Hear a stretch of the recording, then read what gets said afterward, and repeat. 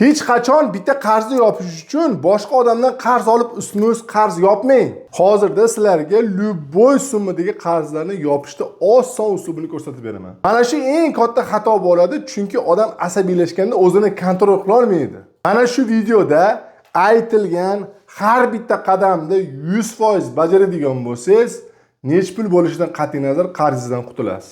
Assalomu alaykum ahli YouTube.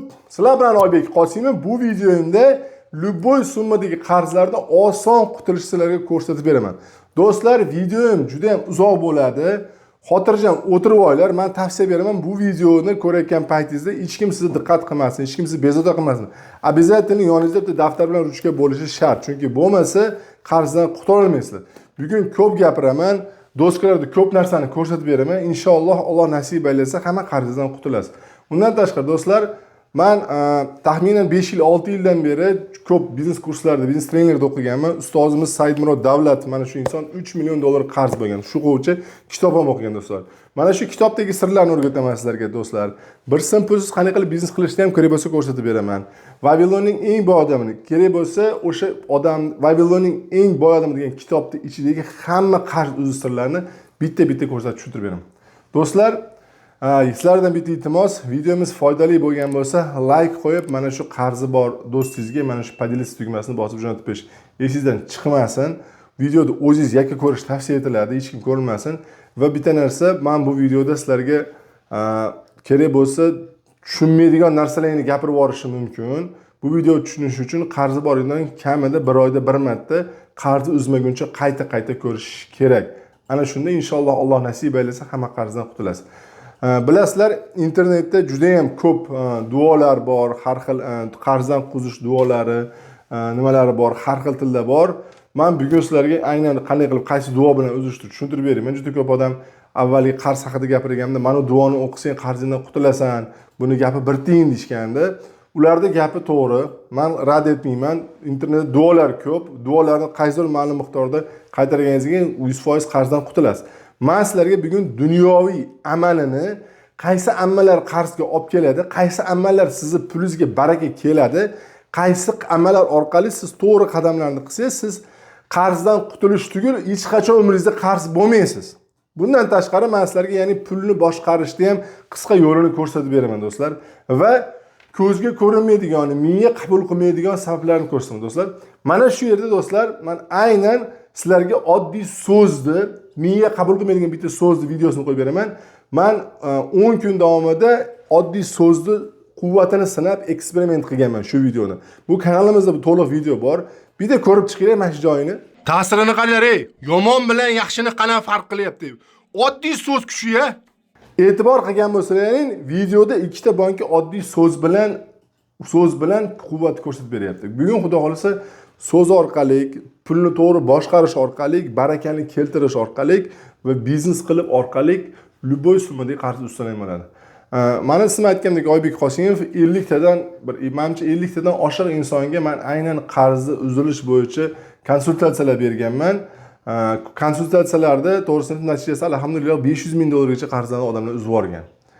Va shuning uchun ham hozir mana shu hammasini bitta qilib, odamlarga foydasi tegsin, qarz bo'lmasin xalqimizda chotki video qilishga qaror qildim. Va yana bitta narsa do'stlar, menda Telegram kanal bor.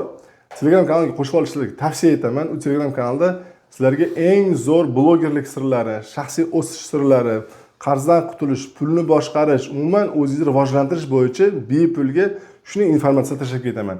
Обязательно qo'shib olish eslangdan chiqmasin. Xo'p, do'stlar, birinchi qiladigan ishimiz qarzni kelib chiqqandan keyin biz qiladigan xatolarimiz bitta qarzni yopish uchun ikkinchi qarz olamiz, uchinchi qarz olamiz, to'rtinchi qarz olamiz. Ketma-ket qarz bo'ladi. Bu shunaqa to'g'rimi, noto'g'rimi? Like qo'yib, kommentariy yozib qo'ying, sizlarda ham shunaqa bo'ladimi? Ya'ni qarz olgan saringiz qarzni ketiga qarz ko'payib ketaveradi. Va yana bitta narsa bor, qarz olgan odamda halovati yo'q bo'ladi. Nimaga uchun? Chunki ertalabda telefon jiringlashni boshlaydi. Qachon qarzingni berasan? Bugun berasanmi? Ertaga berasanmi? Hadi bilan cho'zasanmi degan gaplar sizga. Sizlarga ham shu narsa bo'lyaptimi, yo'qmi do'stlar? Kommentariy yozib qoldiringlar. Va undan keyingisi yana bitta narsa bor. Jicha kartangizga pulsiz shiriq qaytib bank tortib oladi, kreditga tortib oladi, unga tortib. Pulingizni qo'lingizga pul ushlashni bo'lmaydi. Halovatingiz yo'q bo'lmaydi. Uydan ertalab maza qilib zo'r kayfiyatda borib ish qilaman desiz, Eshigingiz tagiga kelib olib, qarzingni qachon berasan deb sizga dunyodagi eng yomon so'zlarni sizga gapiradi. Asabingizga tegadi, haqoratlaydi. Go'yoki sizga qarz bergan inson sizni umringizni sotib olgan, sizga xo'jayin bo'lmagan, sizni quldek ko'rishni boshlaydi. Sizlarda ham shunaqa narsa bo'lganmi yo'qmi? Kommentariy yozib qolinglar. Mana shularni hammasidan xudo xolisa qutulamiz. Xo'p, qarzdan qutulish uchun nima qilish kerak? Qanaqa alamlar qilish kerak? Birinchi men sizlarga hozir doskada qanday qilib qarzi bor odam pulni qanday boshqarish kerak? Buni tushuntirib beraman do'stlar. Bu Ustoz Saidmurod Davlat kitobidan ham bor, Vavilning eng bodam kitobidan ham bor. Xo'p, undan keyin men sizlarga qarzni bas, ya'ni pulni ko'paytiruvchi sirlarni aytaman. Bu sirlar umuman sizning hayotingizda eshitmagan sirlaringiz bo'lishi mumkin do'stlar. Niyatlaringiz bo'lishi mumkin. Alloh alam inshaalloh shularning har bittasini bajarsangiz, любой summada qarzdan qutulasiz. Xo'p, birinchisi, ya'ni pulni boshqarish. Operatorimiz nimani qo'yib qo'yasiz? Doskani ko'tarib qo'ying. Do'stlar, operator yaxshi qo'ydimi, kamerani yo'qmi? Bitta operator degan baho berib, malades operator kommentariy yozib qo'ysin. Shu bola ham xursand bo'lib qoladi. Xo'p, puli qarzi bor odamni pulni boshqarish uslubi boshqacha bo'ladi. Qarzi bor odam har bitta tiyinni to'g'ri urishtirish kerak, tiyinni to'g'ri sarf qilish kerak. Birinchi qilinadigan ishimiz bizga necha pul kelyapti. Mana shu pulni to'g'ri boshqarishimiz kerak. Savol sizlarga do'stlar, pul, mana dunyo, mana doska, postga, mana kitoblar, kompyuterlar, hattoki bizning hayotimiz kim beradi do'stlar? Hamma narsa kimniki? Bu dunyodagi hamma narsa kimniki? Like qo'yib, kommentariy yozib qo'yinglar kimligini. Ya'ni nima qilish kerak? Birinchi tushgan pulingizni siz 2,5% ehson qilishingiz shart. Men juda ko'p ehson haqida gapirsam, o'zi qarzim bo'lsa qanday ehson berishim kerak? Qarzi bor odam ehson berish shart emas, berish mumkin emas. Yo'q do'stlar, qayli bitta narsada bizga qarzni yechimini beradigan Alloh bo'ladi. Ya'ni Xudodan so'rab, Xudoga ehson bersangiz, Xudo sizga beradi. Birni bersangiz, 10ni beradigan va'dasi bor. Agar siz pul bermasangiz, qanday qilib siz qarzni uzmoqchisiz? Sizga pul beruvchi zotga siz bermasangiz, qanday siz qarz uzmoqchisiz? Shuning uchun ham endi 2,5% ehson, 2,5% ehson o'zi aslida mantiq o'ylab qarasangiz, buncha pul bo'ladi. 1 million so'm puldan 25 ming so'm bo'ladi. 5 million so'm qo'lingizga 5 million so'm pul olsangiz, 125 ming so'm pul bo'ladi xolos do'stlar. 5 million qatta-yu 125 ming so'm qatta. Narxim deb o'ylab qarashingiz. 5 million qo'lingizga pul tushdimi? 125 ming so'm ehson qilib yuboring. Bo'ldi. O'zi Alloh sizning ishingizga barakasini berib o'zi pul kelishadi. Eslab qo'yinglar. Olish uchun berish kerak. Bu birinchi qoida. Siz qarzingizni uzmoqchimisiz, qarz bermoqchimisiz? Ehson qilishdan boshlaylar. Endi o'zi bir tiyin pulim yetmayapti. Qaysi qarzni to'layman, qanday qarz beraman degan bo'lsangiz do'stlar, birinchi tekin qarz do'stlar, tekin ehson. Bu tabassum. Kim aytgan tabassum sadaqadir do'stlar? Like qo'yib, kommentariyaga yozib qo'ying. Ya'ni sizni pulingiz yo'q bo'lsa, cho'ntagingizda pulingiz yo'q bo'lsa, lekin qarzni uzmoqchi bo'lsangiz, sizni ertalabdan kechgacha sizni mana yuzingiz bor, faqat mashina yurishingiz kerak. Ha, qarzim bor edi. Tabassum qilib yuribman. Siz sadaqa bilan yurishingiz kerak. Salomlashingiz sadaqa bilan salashingiz kerak. Bu sadaqa bo'ladi. Shuning uchun endi nima uchun qarzi bor odam doimo xomush yuradi? Tirjayib yurishga yo'l qo'ymang. Chunki ana eshikning orqasidagi odam eshikda tabassum qilishiga tirjaygandan ko'ra meni qarzim bersang bo'lmaydimi degan savollar aytadi. Bu uni gapi to'g'ri. Lekin siz baribir inshaalloh uzamizda aka, Alloh uzamizda turib faqat tabassum bilan yurishga harakat qiling. Telefon qilib asabingizga tegsa ham tabassum qiling. Bitta narsani bilinglar. Tabassum qilgan insonga baraka keladi. Chunki sadaqa tarqatyapsiz-da, pul kelishni boshlaydi do'stlar. Endi mana shu narsani bo'lishi shart. Do'stlar, endi ehsonni mana tabassum qilib ehson qilsa bo'ladi do'stlar. Bironta insonga yaxshilik qiling, beminnat, beg'araz yaxshilik qiling. Qo'lingizdan nima ish keladi do'stlar? Qo'lingizdan. Meni qo'limdan blogerlik keladi. Men hozir aynan shu ish bilan shug'ullanyapman. Ya'ni men ehson tarqatish bilan, men qo'limdan kelgani, men bilgan ilmimni bepulga YouTube'ga qo'yib beryapman. Sizning qo'lingizdan nima keladi? Siz shopirmisiz? Boring bitta odamga shopirlik qilib bering bepulga. Siz rassommisiz? Bironta odamga biror narsani bepulga chizib bering. To'g'rimisiz? Bepulga bolachalarga kimnidir ovqat tayyorlab bering. Qo'lingizdan keladigan mehnatingizni bepulga bering. Sizdan hech narsa ketmaydi, sizdan men. Hech bo'lmasa ko'chaga chiqib, qaysidir bitta yoshi katta onaxongami, otaxongami og'ir sumkasini bunday ko'tarib, mashinasiga, avtobusga chiqarib yuboring. Bu ham ehsonga kiradi. Buni ham ajrini siz olasiz. Eng qizi bor zo'r pul. Men yana bitta aytaman, ko'p shogirdlarimga shu qarzi bor insonga aytaman, hech narsa qilishni bilmasang, borib masjidga borib hech bo'lmasa masjidni bir qator shipirib tozalab turdim. Senga Xudo beruvchi, Xudoning uyini bitta tozalab, uborga qilib qo'y dedim. Bo'ldi, Xudo senga yetkazaveradi. Do'stlar, buni yana ham uslubi ko'p. Men eng qisqa-qisqalarini aytishga harakat qilyapman, videomiz uzun bo'lib ketmasligi uchun. Ikkinchi uslub, mana qarz uzish uchun baraka kerak. Baraka bo'lmasa ish yurmaydi do'stlar. Baraka eng katta narsa. Jichcha pul topsangiz ham baraka bo'lmasa yurmaydi. Siz topayotgan 10% pulingizni do'stlar ota-onaga berish kerak. Men o'zi qarzim bo'lsa, qanday ota-onamga pul berishim kerak? Qaysi pulimni beraman ota-onamga deyotgan bo'lsangiz, yo'q. Birinchi bo'lib topgan pulingizdan 2,5% ehson ajratasiz. Ikkinchi bo'lib ota-onaga 10% ajratasiz. Mana shu narsa bo'lmasa, sizning pulingizda baraka bo'lmaydi. Bu bo'lmay turib qanday qilib siz pul topib, barakasiz siz qanday qarz uzmoqchisiz? Endi birinchidan 10% pul sizni kambollashni. 5 million pul topsangiz, shundan 500 ming so'm ota-onaga beriladi. 500 ming so'm xolos. 250 ming onangizga berasiz, 250 ming otangizga berasiz. Va yana bitta tavsiya. Bu pulni o'zingiz qo'lingiz bilan bermaysiz. Farzandingizni qo'lingiz bilan bering. O'g'ilchani qo'li bilan bering. O'g'ilchani chaqirasiz. Mah, opog'ingga borib duo olib qo'y. Mah, onangga borib duo olib qo'ydi. Ya'ni sizga mana shu narsa baraka. Men hozir bu narsani ota-onani orqasida yana ham pul ko'paytirish sirini o'tirib turib hozir xotirjam gapirib beraman do'stlar. Lekin mana shu 10% berilmasa do'stlar, baraka kelmaydi. Baraka bo'lmasa yushilmaydi. Ota-onangizni duosini olasiz, Allohga ehsonni berasiz. Ana unday qarz ulish bor.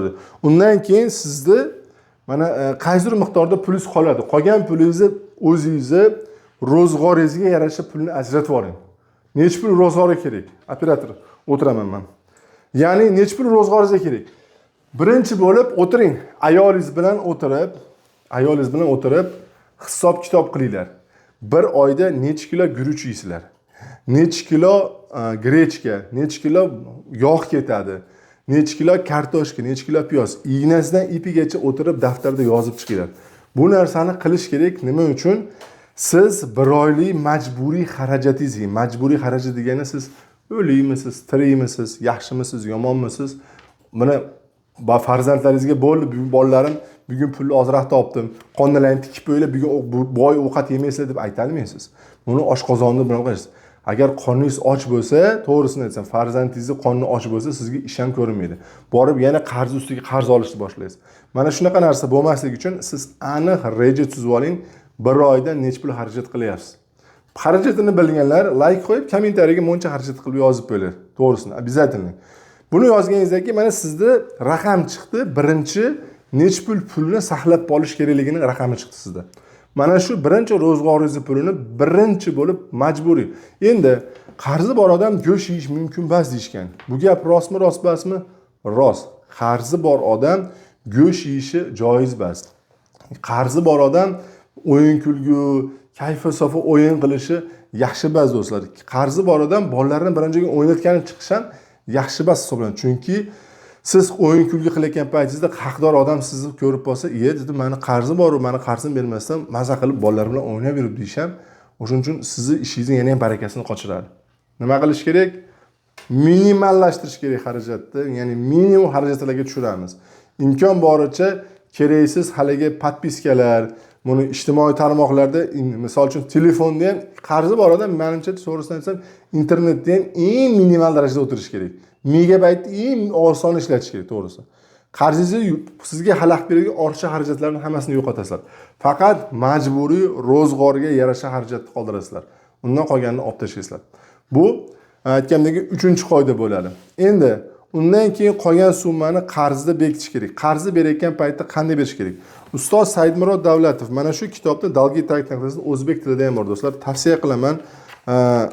Ya'ni mana ustoz Saidmurod nima qilgan? Qaranglar, operator ko'rinyaptimi yo'qmi? Bitta qarab qo'yasiz. Ya'ni siz mana xuddi shunaqa обязательно bitta nima qilish kerak? Bitta daftarga tablitsa qiling. Tablitsada har bitta odamning ismi, familiyasini yozasiz. Necha pul qarz borligini yozasiz. Undan keyin har oyga necha pul to'lov qilish imkoniyatingizni buni yozmaysiz. Просто qoldirib ketasiz. Mana dostatik data, astatik data, ya'ni necha pul qoldi, pul bergan kuningiz, necha pul qoldi, pul bergan kuningiz. Обязательно mana shunaqa ro'yxat bo'lishi shart. O'tiring.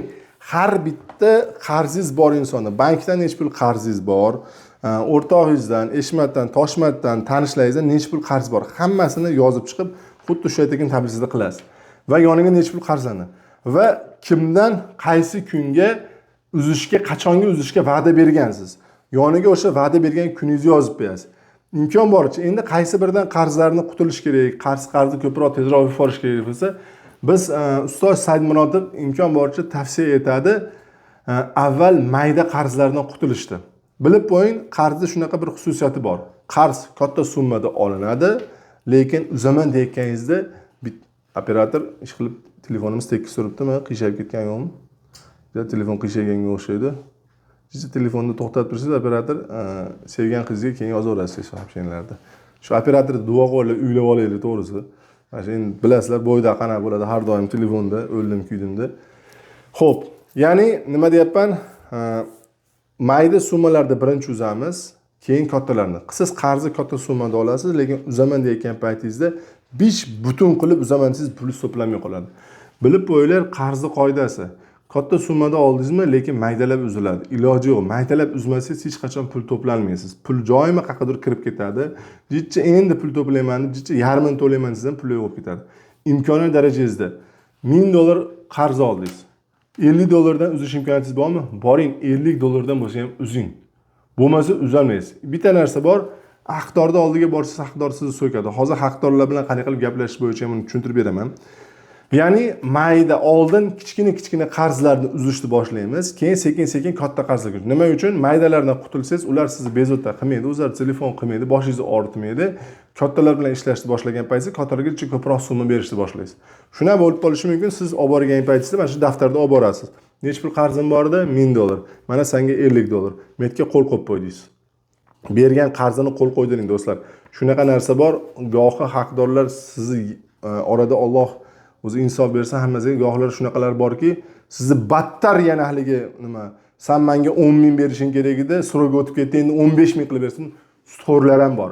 Sutxo'rlik qiladiganlar ham bor do'stlar. O'shuning uchun har bitta necha pul berganingizni yozib oling. Berayotgan paytingizda u aytishi mumkin.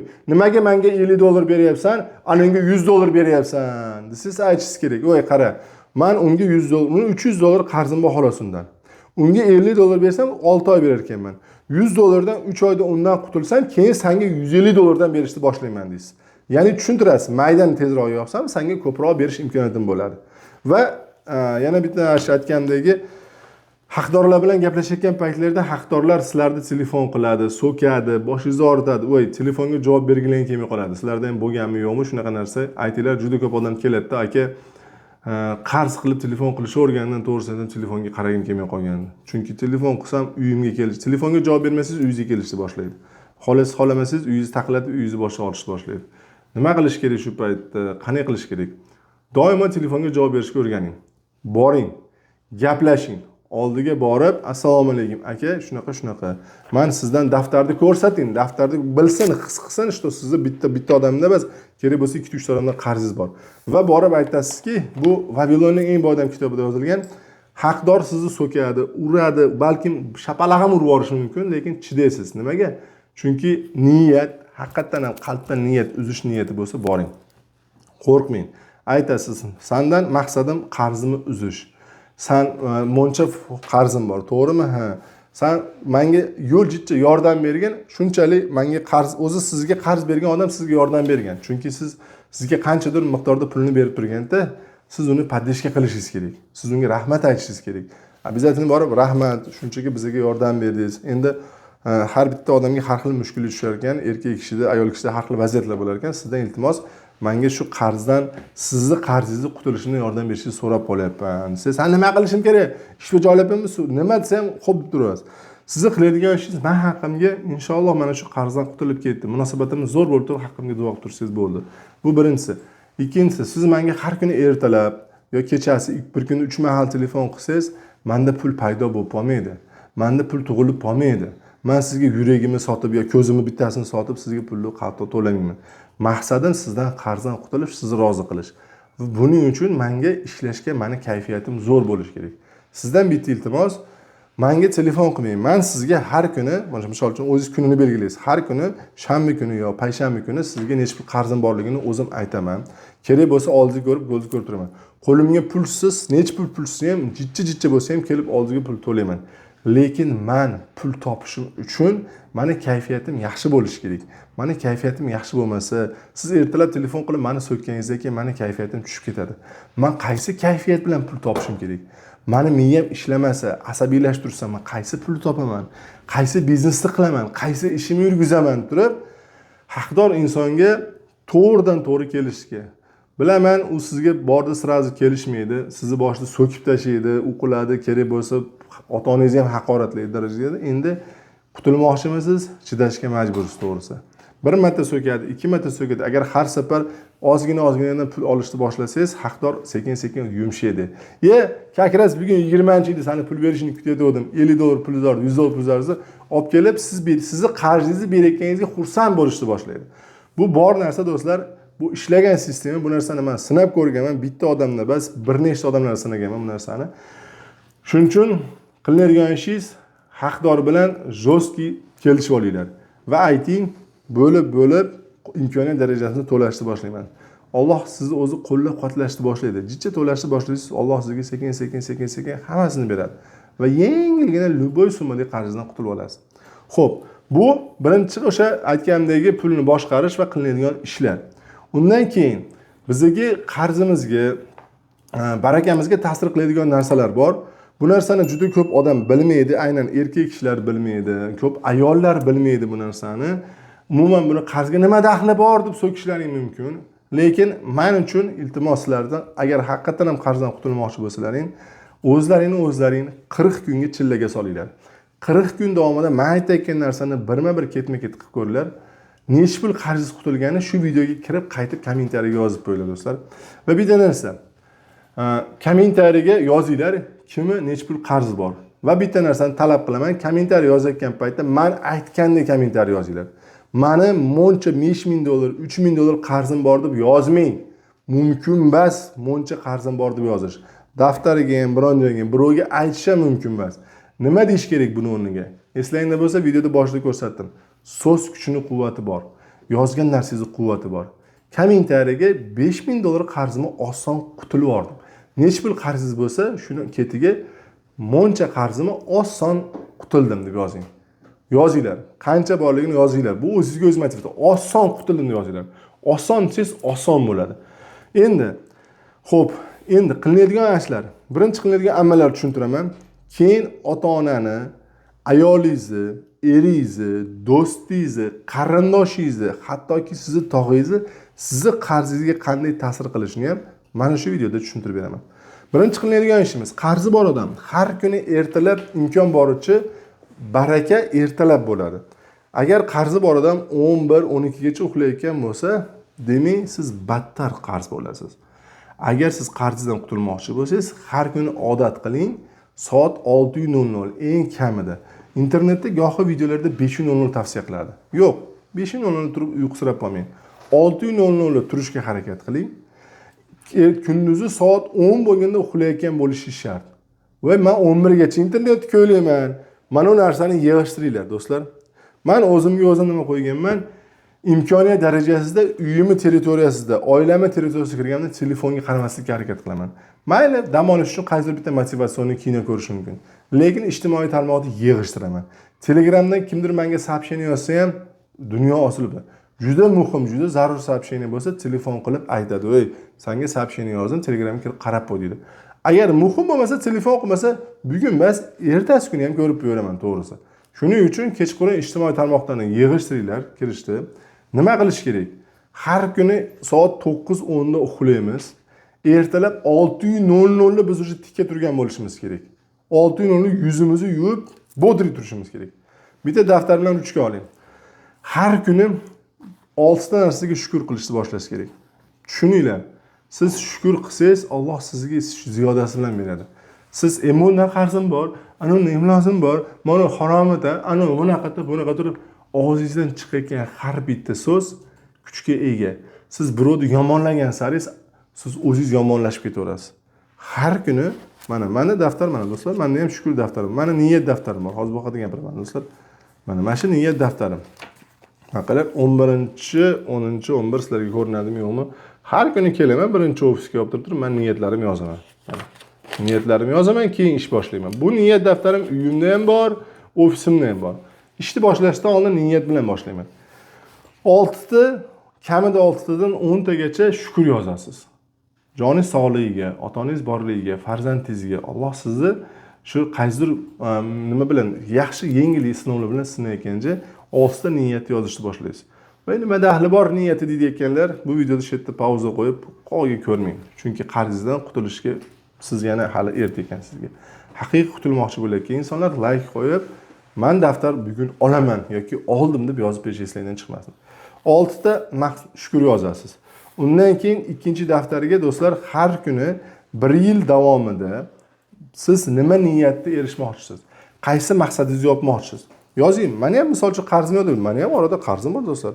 Hozir dani momentda hisob kitob qilsam bir 6 ming dollar qarzim bor. Lekin men nima qilib yozaman? Qarzlarimdan qutuldim. Mana faloncha akamga qarzimni berdim, aka-uka bo'lib ketdi deb yozaman. Men уже bo'lmagan voqeani yozishni boshlayman. 5 tadan 6 tagacha niyat yozasiz do'stlar. Har kuni erinmasdan ertalab 6 turasiz, 5 ta 6 shukrona yozasiz, niyat daftarini to'ldirasiz. Undan keyingi amallar. Aytdim sizlarga. Ehsonning mukofoti ehsondir. Robbim sizga pul berishi uchun men uydan chiqishda, biz erkak kishi uydan chiqayotganda nima uchun chiqadi? Rizq topish uchun, pul topish uchun chiqadi. Qattandir pul kelishini qiladi, nimada mehnat qilish uchun keladi, to'g'rimi? Ehson bilan chiqishga harakat qilinglar. Uyda bir dona quti qilib qo'yganman. 4 burchak korobka qilib qo'yganman. Shu korobkani skoshlab, yonini skoshlab qo'yganman va yonidan teshigidan kuniga ertalab yutib ketayotganda 5 ming so'm, 10 ming so'm, 2 ming so'm cho'ntagimda, to'g'risini aytsam cho'ntagimdagi bor eng kichkina pulni olib solib ketaveraman. Uydan chiqayotgan paytimda avval ehsonni qilaman, ana undan keyin avval Robbimga beraman, keyin Robbimni olish uchun ko'chaga chiqaman. Sizlarga ham shuni tavsiya qilaman. Ishlaydimi? Ishlaydi. Shunchaki qilib ko'rlar do'stlar. Keyin mana shu to'plangan pulni qaysidir ma'lum miqdorda eshingizni kimdir taqillatib, qarz so'rab kelsa, do'st so'rab kelsa, shuni eshidan olasiz, sanasiz mana shu sanga. Hadiya qaytarish shartisiz qaytarsangiz, sirazu ehson ham qilib qo'ygan bo'lib qolasiz. Do'stlar, videomiz foydali bo'layotgan bo'lsa, kommentga foydali bo'lyapti, mana shu joygacha ko'rdim deb yozib qo'yish eslangdan chiqmasin. Endi bu ya'ni qadamlardan juda ko'p qadam bo'lib ketdi, sanalmay qoldim, nechta bo'lib ketdi. Ya'ni daftar, ehson qilib chiqish va undan keyin uylangan bo'lsangiz, bu ayolingizga qilasiz. Otangiz bilan yashayotgan bo'lsangiz, birinchi keyin ota-ona haqida gaplashib bering. Ota-onaning qarziga qanday daxli bor? Aytgandagi 10% bersangiz, ota-ona sizga baraka keltirib beradi. Bizga barakangiz kelgan sari pulingiz ko'proq bo'lib, ko'proq muomala yechilishni boshlaydi. Onam jannatim, otam davlatim. Mana shu gapning ma'nosini o'zi qancha bor. Men ko'proq qarzi bor insonlarga tavsiya beraman har safar. Buni konsultatsiyaga kelishadi oldimga misol uchun. O'sha 200 dollar 1 soatimga qarzi bor. Men aytaman, qarzidan qutulmoqchi bo'lsang 200 dollar pul ajrat. Men 1 soat vaqtimni sotib olaman, senga nima qilib beraman deb majburlayman. Chunki motivatsiya bo'lmasa, ular bepulga aytsangiz bu narsani qilmaydi. Balkim bu videoda ham kimdir eshittirib vobshe qilmas, kimdir shu ishni bajarar shu videoda. Keladi, birinchi beradigan qadamim otasi bilan munosabatni yaxshilar. Otam davlatim. Bu gapning ma'nosi davlat, pul degan ma'noni bildiradi. Agar siz otangizni duosini olmasangiz, otangizni xafa qilib qo'ygan bo'lsangiz, otangizni ko'ngli olmayotgan bo'lsangiz, xafa bo'lmang, o'zingiz qarzga majburlayapsiz. Qarzingiz bormi? Muammongiz bormi? Boring.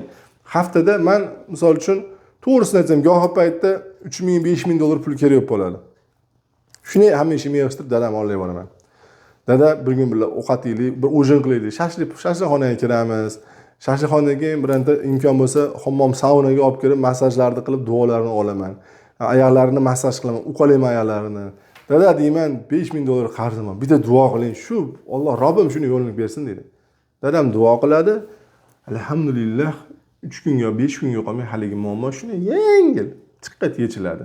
3 ming bo'ladimi, 5 ming vobshe qizig'i yo'q. Shu eng oddiy, eng oson usul. Ota rozi, Xudo rozi. Siz Xudoni rozi qilib olsangiz, Xudo sizni любой xodim rozi qilib oladi. Любой so'mingizni yechib yuboradi do'stlar. Eslab qoling, qarzi borlar. haftada eng kamida 2 soatdan 4 soatgacha dadangiz bilan shunchaki bitta gapda o'tiring. Dadangiz sizga bitta voqeani 500-marta aytadi. Yodlab olgansiz dadangiz hali voqeasini. Xuddi birinchi marta eshitganda, "He, dada, ashtaqa bo'lganmi? Sizlarda ham bunaqa bo'lganmi?" turib xursand qilib dada duo qiling deysiz. Bu birinchi usullardan. Ikkinchi usul, anu odam sizni so'kiyapti haqdor. Haqdorlar sizni yeyalyapti. Onam jannatim. Jannatda yashagandek maza qilib yashamoqchi bo'lsangiz, onangizga e'tiborda qarating. Onangiz anu haqdor sizni so'kayotganda haqdorda ayb yo'q. Ayb sizni onangiz bilan munosabatingizda. Onangizni xursand qiling, onangizni duosini oling. Onangizni yaxshi xursand qilsangiz, anu inson o'zi o'zgarib qolaveradi.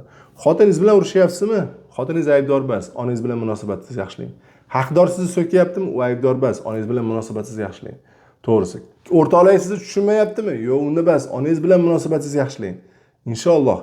Shunchaki men aytayotgan narsani do'stlar, men aytayotganda ishonmanglar gapimga. Men aytayotganda sinab ko'ringlar. Men sizlarga pulli narsani gapirmayman, bepul narsani gapiryapman. Shunchaki borib onangiz bilan 2 soat 3 soat o'tirsangiz, ko'chada odamlar o'zgarishni boshlayveradi. Endi onangiz bilan yaxshilaysiz. Men вообще umuman qarzi bor insonga birinchi beradigan vazifam bugunni o'zida borasan. Sizlarga ham shu vazifa do'stlar. Shu videoda qachon ko'rdingizmi? Bugun shu vazifani bajaring. Borasiz, otangizni oyog'ini yuvasiz, yaxshi bitta sovun oling, yangi sovun oling, sochiq oling. Ayolingizni farz iloji bo'lsa, o'g'lingiz suvini quyib tursin. O'g'lingiz ham bu narsada ishtirok etsin. U ham ko'rsin bu narsani. Otangizni oyog'ini yuvib, yaxshilab yuvib, tirnoqlari bo'lsa, tirnoqlarini olib, tozalab, o'ping. Mana shu peshanangizni, lablaringizni tegizing otangizni mo'tabar oyoqlariga. Voy, u sizchi, siz kichkinalik bo'lganingizda o'zingizni o'g'lingizni cho'mbirini o'pasiz. Ko'tlarini urib qo'yasiz, betlaridan o'pasiz. Uxlayotganingizda tepangizga chiqib olib, qatini to'g'rilaysiz, o'sha joyini o'pasiz. Sizni hamchi o'pib, quchoqlab, oyoqlaringizni o'pib katta qilgan inson bo'ladi. O'sha sizning otangiz bo'ladi. Otangizni rozi qiling, Alloh sizni rozi qiladi. Do'stlar, bu ishlayotgan, effekt bergan narsa $500,000 shu usul bilan usulib ketgan kerak bo'lsa. Shuning uchun qo'rqmasdan do'stlar, mana dadam emas, o'zingizni otangiz oyog'ini yuving so'rayapman sizdan. Xo'p, bu yana amallardan bittasi. Yana bitta amallardan bittasi, ota-onasi bilan yashayotgan insonlarda qarzi tezroq uziladi, ota-onasi uzoq yashayotganda. Bu videoyingiz agar shunaqa bo'ladiki, ko'p ayollar, kelinlar alohida yashagisi keladi. Qayna-qaynotasidan alohida yashagisi keladi. Mana shu ilmsizlik nimasi, to'g'risi, bu ilmsizlik bu erkak kishini kasod qiladi, bankrot qiladi, to'g'risi. Agar sizni qarzingiz bormi, siz ota-onangizga mana shu super kredit yopishib oling. Ota-onangiz siz bilan yashasin. Kim qarzi borlar, tavsiya beraman, ota-onangiz bilan birga yashang. Har kuni ertalab ishdan chiqib ketayotgan paytingizda onangizni qo'lini o'pasiz, otangizni qo'lini o'pasiz, ana undan keyin ko'chaga chiqasiz. Men 41 ga kirdim. 40 ga kirganda onam o'tib ketdilar. 40 yoshimgacha onam qo'lini o'pib yurardim. Hozir otamni ko'rsam, qizig'i yo'q. Ko'chada ko'ramanmi, bozorda ko'ramanmi, odamlarda orasida ko'ramanmi, menga bir tiyin. Men otamni olib, quchoqlab, qo'llarini o'pib, keyin salom beraman. Bu sizlarga ham tavsiya do'stlar. Sizni o'zingizni davlatingizni himoya qilib, davlatingizni doimo xursand qilib yuring. Inshaalloh hech qachon qarz bo'lmaysiz. Qarz bo'lsangiz ham yengil qutulib olasiz do'stlar. Endi ota-onasining qo'lini o'pib chiqadi. Har kuni qarz bor insonlar, qarzi yo'qlar ham bu ishni qiladi. Agar sizga baraka kerak bo'lsa do'stlar, xursand qilsangiz, baraka kerak bo'lsa qilinglar. Endi yana bitta amallardan bittasi, ya'ni ayol kishi sizni juft halolingizni qarzingizga daxli bormi? Juft halolingiz sizni juda katta daxli bor do'stlar, juft halolingizni qaysi ma'noda? Erkak kishilar agar shu narsa haqiqat bo'lsa sinab ko'ringlar. Yozinglar kommentga. Agar ayollar shu narsani sezgan bo'lsalar, sizlar ham kommentga yozinglar. Erkak kishi uyidan xotini bilan urushib chiqib ketgan kuni baraka qochadi. Ish yurmaydi, klientlar qochadi. Kimda shunaqa bo'lgan? Eng yomon tomoni xotiningiz bilan urushib ketgan kuningiz uyingizga shtraf keladi. O'sha kuni siz shtrafga tushasiz. Boshqa kuni tushmaysiz. Aynan ayolingizni xursand qilgan kuningiz, xafa qilgan kuningiz tushadi. Bu nimani dalil beradi? Sizga pul kerak bo'lsa, ko'proq pul kelishini xohlayotgan bo'lsangiz, ayolingizni uydan chiqib ketayotgan paytingizda xursand qilib chiqishga harakat qiling. Cho'ntagingizda 2000 so'm pul bormi? Bering 2000 so'mni. Mana, xotin o'zingga endi oz pul. Duoda Allohdan so'ra shu 2000 dollarga aylansin. Xursand qilib berasiz, chiqib ketasiz. Necha pulingiz ko'paydimi? Bering. 2000 so'm, 5000 so'm, 10000 so'm. Pul bermasangiz ham hech bo'lmasa shirin so'z aytib ketishga harakat qiling. Uydan chiqayotganda peshonasidan o'pib, "Voy, xotin, men seni yaxshi ko'raman. Xudo xolisa duo qilgin, bugun yaxshi ishim bo'ladi, ishim barakasi zo'r bo'ladi. Bugun zo'r ish qilib kelaman. Qarzlar bilan mana qutulib yordik, Xudo xolisa" deb turib, yaxshi niyat bilan uydan xursand qilib chiqasiz. Kelganingizda ham xursand qilasiz. Kimda sezilgan shu, do'stlar, meni yana gapim o'sha gapim. Voy, meni gapimga ishonmanglar. Boringlar, bajaringlar. 10 kun, bir hafta qilib ko'ringlar. Bir hafta o'zingizni shunchaki ertalab. Men aytayapman-ku, shogirdlarim 2000 dan oshiq shogirdim bor. Shogirdlarim oldimga kelishadi. Ustoz, ishim yurishmayapti. Baraka yurmayapti. Nima bo'lyapti tushunmayapman. Harakat qilyapman, ishim bo'lmayapti deganda men sekin birinchi bo'lib ota-onasini surishtiraman. Ota-onasi bilan munosabati yaxshi, zo'r ketyapti. Demak, bitta muammoni sekin oilasiga o'tkazaman. Oilasiga o'tsam, xotiniga haligicha zulm qilib qo'yapti, qattiqlik qilib qo'yapti. Har kuni ertalab xotinni xafa qilib uyga chiqib ketgan bo'ladi. So'm bir, xotiningni xafa qilib chiqadigan bo'lsang, qayerda ish yurishadi deyman. Shunchaki xotiningga pul berib xursand qilishga, tishiga, asabingga tegayotgan bo'lsa ham qilib xursand qilib chiqishni boshlagin, ko'rasan deyman. Inshaalloh shuncha ko'pini ko'rdim. Shunchaki 3 kun, 4 kunda sirazi effektini ko'rishni boshlaydi. 3 kunda sirazi effekt bilinishni boshladi, xotinni qanday xursand qilar ekan. Shuning ham ayolimizni bizga nimaga endi ayollar ko'p kommentariy yozishlari mumkin hozir. Xotin quli, xotin u, do'stlar, yo'q. Ayol bizga Alloh tomonidan birga ne'matimiz. U ayol biz uchun biz farzand tug'maymiz, ular biz uchun farzand tug'ib beradi. Ular biz uchun yashaydi. Uyimizsiz ishga chiqib ketsa, uyda bolaga qaraydi, ushti boshimizni yuvadi, ovqat qiladi, uyda ishlar bilan shug'ullanib yuradi. Biz uchun qiladi-da. Biz ham ayolimiz uchun jicha mehnat qilib bersak, ular xursand bo'lsa, Alloh bizga barakamizga yana baraka qo'shib beradi. Men o'zim sinaganman, ayolimni xursand qilib ketgan kunlarim ishlarimiz chotki zo'r bo'ladi, do'stlar. Sizlarga ham shuni tavsiya qilib qolaman. Xo'p, endi yana bitta narsa bor. Ya'ni niyat. Videoda boshida ko'rsatdim, niyat juda ham katta rol o'ynaydi. Shuning uchun men niyat yozyapman. Eslab qolinglar, agar siz niyatingiz og'zingizdan yomon so'zlar chiqgan, telefon ertalabda turdingiz, sizga bitta haqdor telefon qildi, siz rasa so'kdi, yomon haqorat so'zlarni so'kdi, kayfiyati tushdi, siz haliga iplos qorami shuncha sabr qilib tursa bo'ladi, haligini so'kib yuborsangiz pishdi. Yana boshidan boshlash kerak. Haligini so'kib yuborsangiz baraka qochadi. Nima qilasiz? Chidingiz, qo'yasiz. Inshaalloh shu inson bilan aka-uka bo'lib ketdik. Qarzlarim ham qutuldim deb mendan shuni chiqarib olasiz niyat. Mashetdan shuni niyat chiqarsangiz, u inson bir kun tomchilab u inson o'zgarishni boshlaydi. Inshaalloh, hattoki sizni qattiq so'ksa ham hech qachon so'kmaslikka harakat qiling. Do'stlar, YouTube kanalimizda aynan niyatni, so'zni boyligi haqida men video qilganman. Sizlarga boshida stakan ko'rsatdim, guruchni. Nima qilganman? Ikkita shishaga bir xil yuvib turib, bir xil guruch solganman. Bittasiga yomon, bittasiga yaxshi deb yozganman. Va shuni 10 kun davomida kelaman, yomonga yomon so'zlarni gapiraman, yaxshiga yaxshi so'zlarni gapiraman. 10 kunda yomoni po'pani bosib asos chiqib ketdi. Yaxshi yangiligicha qoldi. Ya'ni har bitta so'z o'z kuchiga ega. Buni sinash uchun sizlarga tavsiya qilaman, do'stlar, Secret kinosini ko'rib chiqinglar. Qarzi bor odam Secret kinosini haftada bir marta ko'rish kerak. Har ko'rib konspekt qilaverasiz. Ko'rib shu narsa. Men Secretni bir qismlarini bu videolarda gapirdim sizlarga, Alloh nasib etgan bo'lsa. Undan keyin qarzi bor odam kitob o'qimoqchi bo'lsangiz, do'stlar, mana shuni Qarzlar ko'z o'ngida qutulyapti degan Saidmurod Davlatov kitob bor. Shu kitobni tavsiya qilaman, do'stlar. Undan keyin Vavilonning eng boy odami degan kitob bor. Unda ham qarzni uzilish zo'r nimasi bor. Ronda Berenda pul Bodo Shefirning pul alifbosi degan kitob bor. Shu kitobni ham tavsiya qilaman. Yaxshi pulni to'g'ri taqsimlasang, Alloh nasib etsa sizlardachi do'stlar. Biznes ham qilasiz, qarzlarni qilasiz. Do'stlar, videomiz foydali bo'lgan bo'lsa, like qo'yib, kommentariyaga foydali bo'ldi yozinglar. Men 100% hammasini gapirmadim. Necha minut bo'ldi operator? Yarim soatcha bo'ldimi? Yarim soatdan ham oshdi videoyim.